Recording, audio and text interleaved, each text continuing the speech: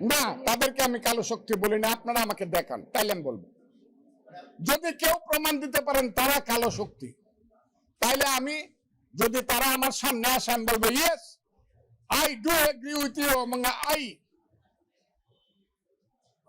Pray to you, please pardon me, আমাকে মাফ করুন। জামাতকে কালো শক্তি বলে এটাকে 5 আগস্টে কি হবে জামাত?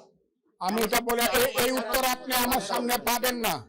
আপনি বলছেন যে আপনার যে বক্তব্যটা সামাজিক যোগাযোগ মাধ্যমে ভাইরাল হয়েছে সেটা কোনো ভাইরাল হয় নাই, এটা ইউটিউবে অনেক কিছু করা যায়, কথাটা বুঝেন।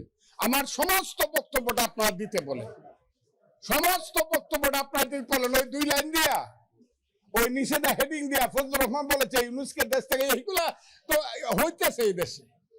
এই বক্তব্যটা আমার টোটাল বক্তব্য কোথায় কখন দিয়েছি বলেন?